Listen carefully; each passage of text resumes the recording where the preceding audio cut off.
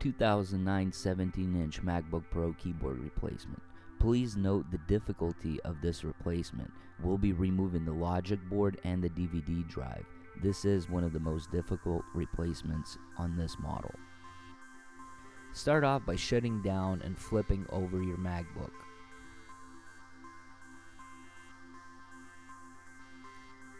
Remove the cover that's fastened with 10 Phillips head screws. Remove the 7 Phillips head screws that are short first, starting in the top left and going around the contour of the MacBook.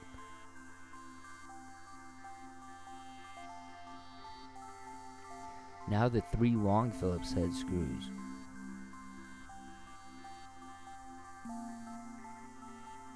Lift and remove the cover. Begin by disconnecting the battery first.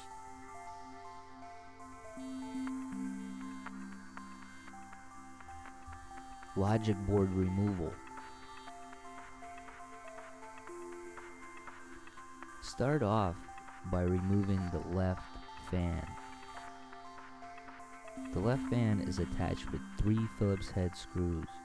Go ahead and unscrew those screws, but leave them in place, as this will make it easier to track all the screws that you take apart. Lift up on the fan and disconnect it from the logic board.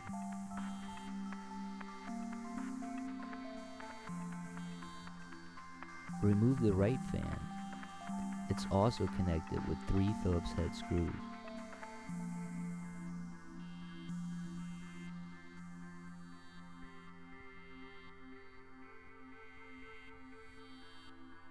This particular fan didn't want to come out, so we went ahead and disconnected each Phillips head screw and put it aside.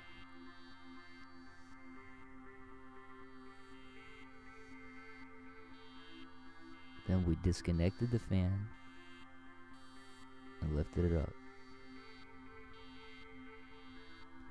We put the screws back into the respective holes after removing the fan. Again, this makes it easier to track all the screws. Remove the 2 cable guards that are fastened with 2 Phillips head screws each.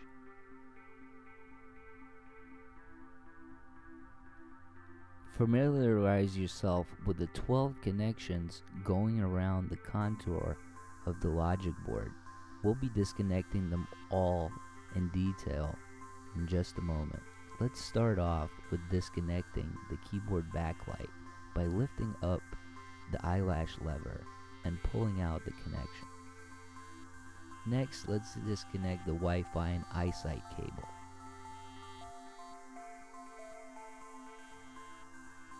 Disconnect the DVD drive. Disconnect the speaker. Now disconnect the LED sleep indicator. It has a little lever you have to pull up. Disconnect the trackpad. Now the keyboard. The keyboard also has a small lever. Pull that up before pulling out the keyboard. Disconnect the express port 34 connection. Disconnect the hard drive disk. Disconnect the battery life indicator. Now we can disconnect the LVDS cable. Gently lift up on the lock and then slide it to the right. Now that all the connections have been removed, locate the 6 Phillips head screws that are securing the board in place. Go ahead and remove those 6 Phillips head screws.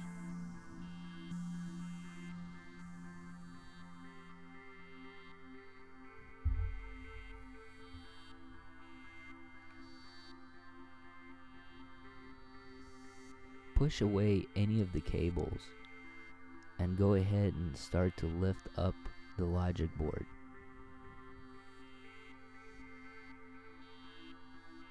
Once you start lifting up the logic board, you can go ahead and flip it over. There's one more connection in the back. Disconnect the DC in power board. This will release the logic board. Keyboard removal. With the logic board out of the way, go ahead and remove the covers that are covering the Bluetooth. Disconnect the Bluetooth antenna. You can do this by simply prying out the cable. Disconnect the Bluetooth data cable. Remove the T6 case bracket. You will need a T6 screwdriver for this. Remove the 3 Phillips head screws that are securing the DVD drive. One in the top, one in the bottom left, and one in the back. Lift up the drive.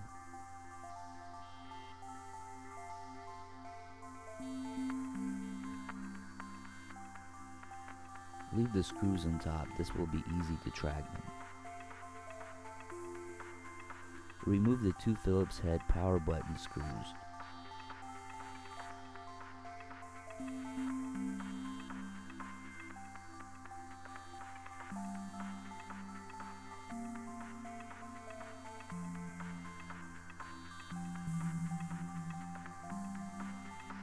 With the power button screws removed, remove the antenna screw that's being held to the bracket. This will allow you to pull out the power button. Free the power button by tracing out the cable.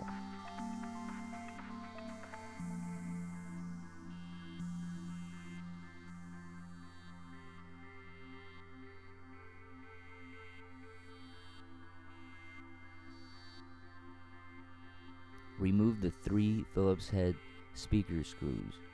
You can leave them in place. This will be easier. By unscrewing them about 4 or 5 turns each, they'll release the screw.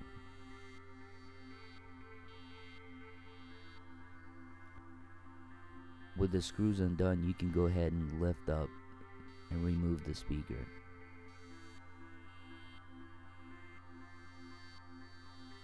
Remove the 2 Phillips head mid-wall screws. Again, you can unscrew them but leave them in place. This makes it easier to track the screws. You can now lift up and remove the mid-wall. Pry into the keyboard cover with a set of tweezers. Lift it up. Depending on the nature of the spill, this could be difficult and the bottom black layer can get torn during this process. It's okay because we'll be replacing the cover.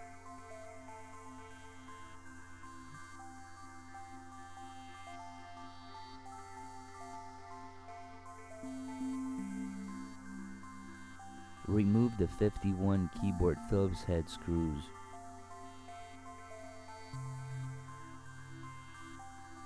This will take some time. They're all identical screws and they're magnetized.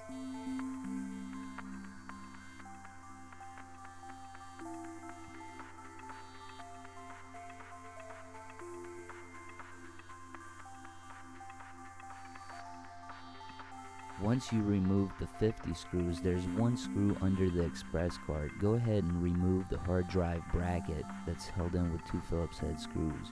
This will expose the express card. Peel back the hard drive connection and the battery indicator connector.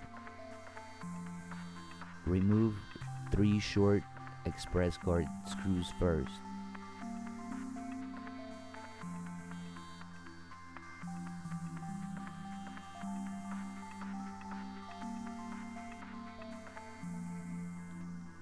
Now on the left side, there are 2 long express card Phillips head screws. Remove those next.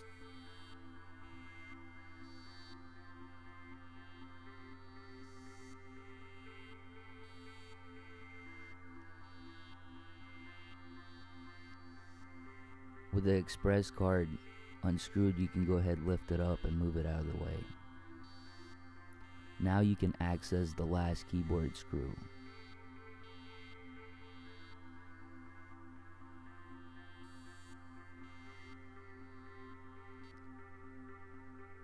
go ahead and lift up and remove the keyboard. If you missed some screws during this process, go ahead and track them down and remove them. You should now be able to lift up the board.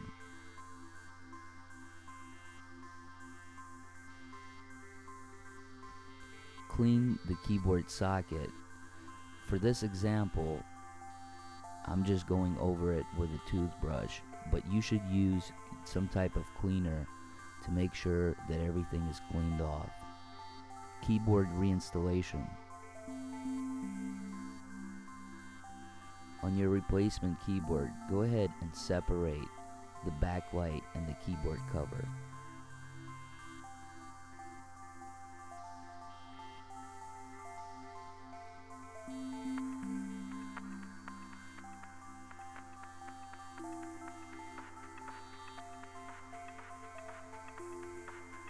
Go ahead and insert the new keyboard into the keyboard socket.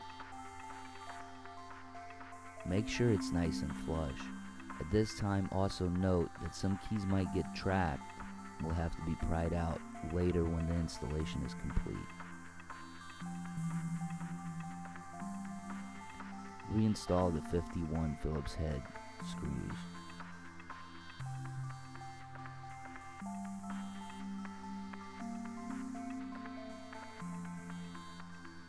This takes time and patience.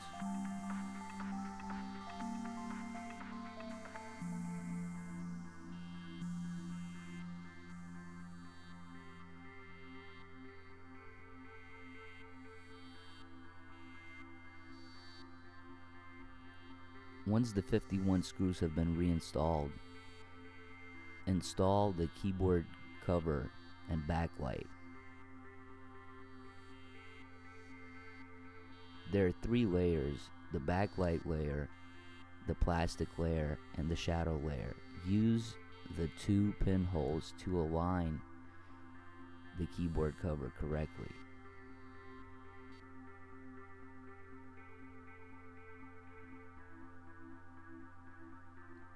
Reinstall the express card first.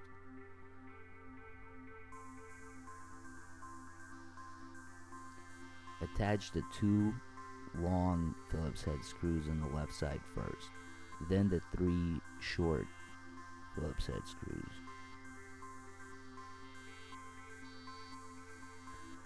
Tuck in the power button. Put it into position.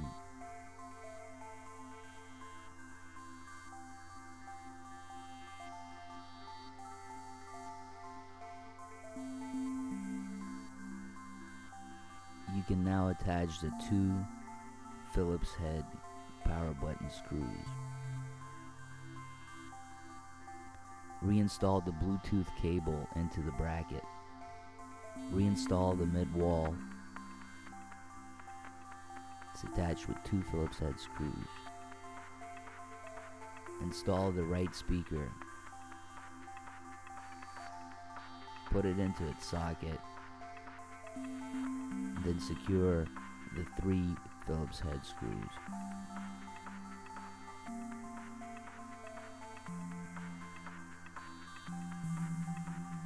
Reinstall the DVD drive. Place the 2 outer Phillips head screws into the holes. This will make it easier when you drop the drive into the socket.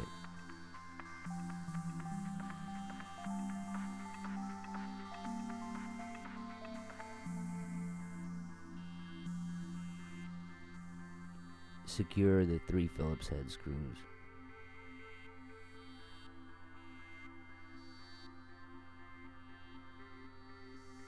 Reconnect the Bluetooth antenna cable. Place it over the connection and pop it in. Reconnect the Bluetooth data cable.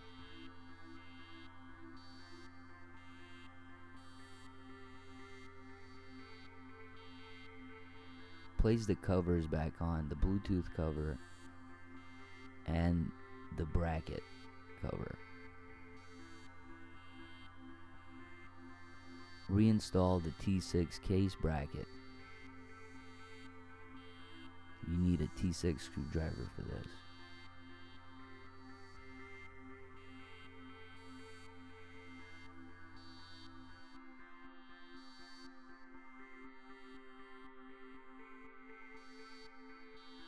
Reinstall the hard drive bracket.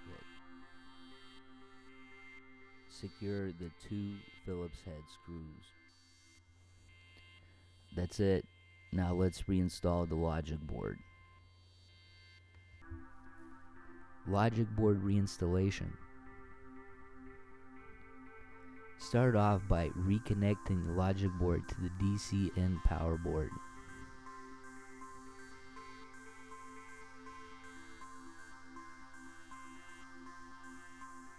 Now flip the board over and insert the logic board into the case. Pry any of the cables out of the way.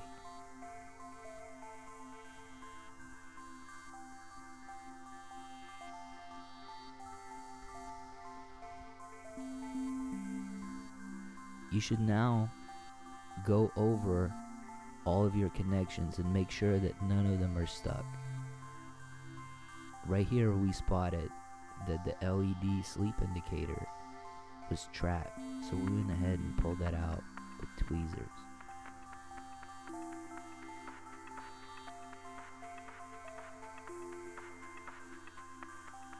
There's another trap cable.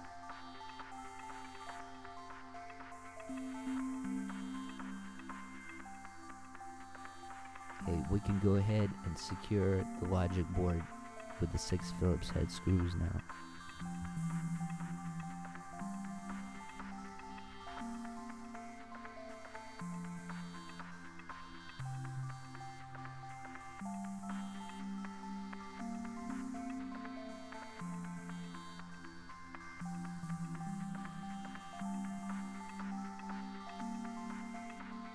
The first cable we're going to reconnect is the keyboard backlight cable. It's located near the left fan. Make sure that the eyelash is up on that socket and push the cable in. Then put down the eyelash, locking it in place. Insert the left fan. Secure it with 3 Phillips head screws. The screws should have been left in place. Go ahead and reconnect the fan.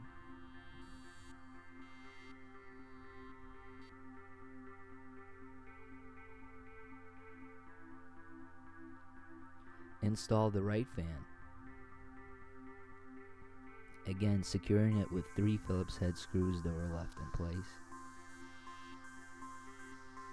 Reconnect it to the logic board. It is important not to forget these connections. Make sure that they're nice and tight. Connect the LVDS cable next. Gently slide it into the socket.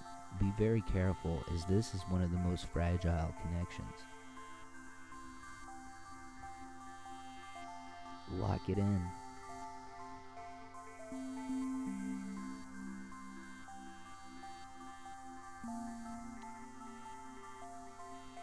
Connect the battery light indicator next. It has an eyelash. Pull up the eyelash.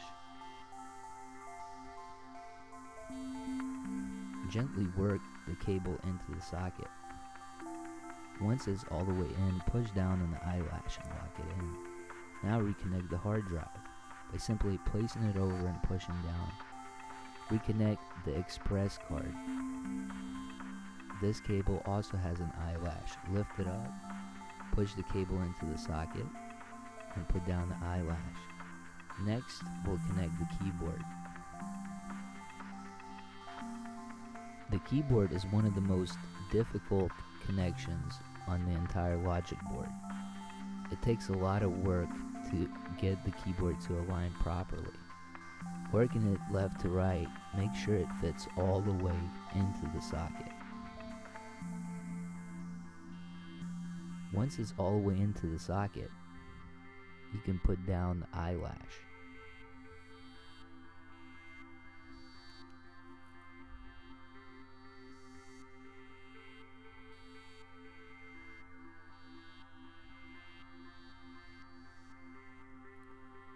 Next, the trackpad. Put it over the socket and just push it in with your finger. You should feel it click. Next, we're going to connect this sleep LED light indicator.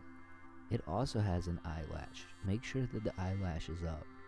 Work the connection into the socket and put the eyelash down. Next, the speaker.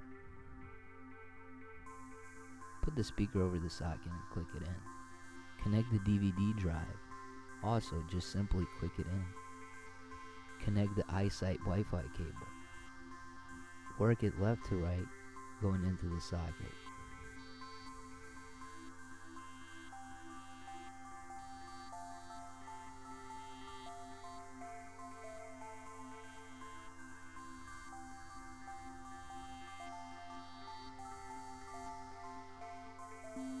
Now we'll reinstall the cable guards. There are two of them. They're both secured with two Phillips head screws.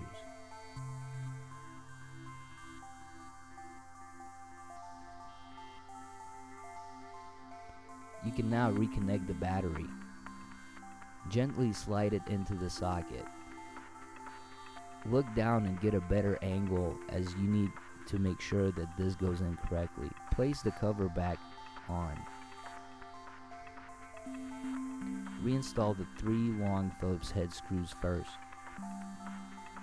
Then reinstall the 7 short Phillips head screws.